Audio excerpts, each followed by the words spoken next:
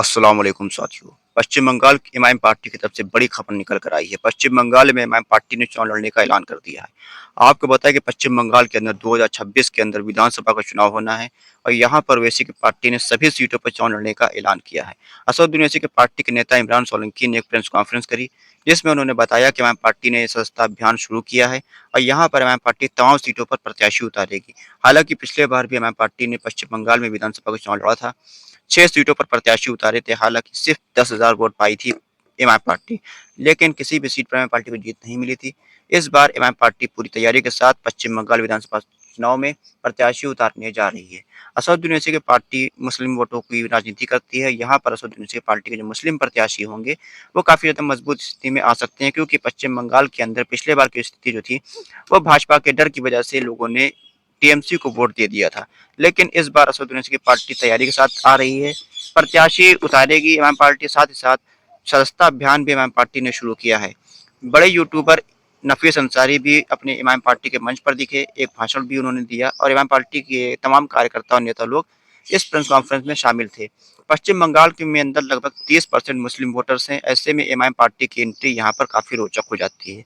पिछले बार MIM party ने पीरज़ादा अब्बास सिद्दीकी साहब की पार्टी आईएसएफ से गठबंधन करने की कोशिश करी थी। उनके साथ मीटिंग भी हुई थी, लेकिन लास्ट टाइम में उनका गठबंधन नहीं हो पाया था, लेकिन कुछ सीटों पर उनकी फ्रेंडली फाइट भी हुई थी।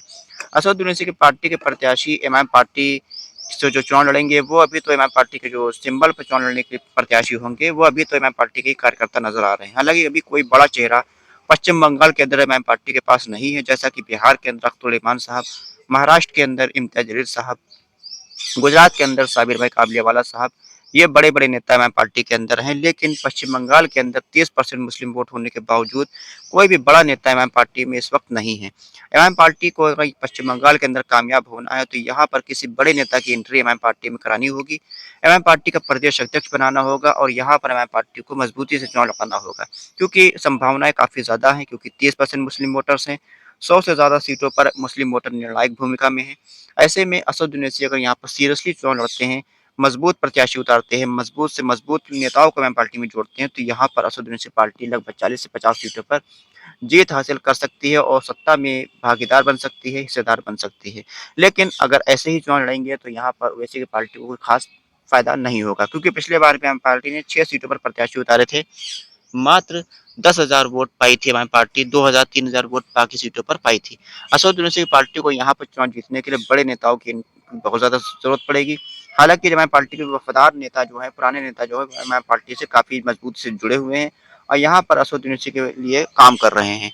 पश्चिम बंगाल के अंदर एमआईएम पार्टी का संगठन अभी नहीं है, लेकिन एमआईएम पार्टी अगर चुनाव लड़ना है 2026 के अंदर, तो उसको अपना संगठन मजबूत करना होगा, अपने प्रत्याशी उतारने होंगे और यहाँ पर कोई बड़े नेताओं की एंट्री एमआईएम पार्टी में करानी होगी। एमआईएम पार्टी में यहाँ मुख्य मुकाबला होगा वो भाजपा, टीएमसी, कांग्रेस और सीपीआई के साथ होगा।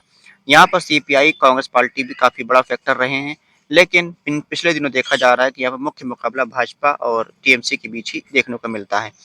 टीएमसी को काफ़ी बड़ी तादाद में मुस्लिम वोट मिलता है। ऐसे में मुस्लिम वोटों की सिनमारी करने के लिए टीएमसी पर खास नकेल कसनी पड़ेगी असदुद्दीन ओवैसी साहब को।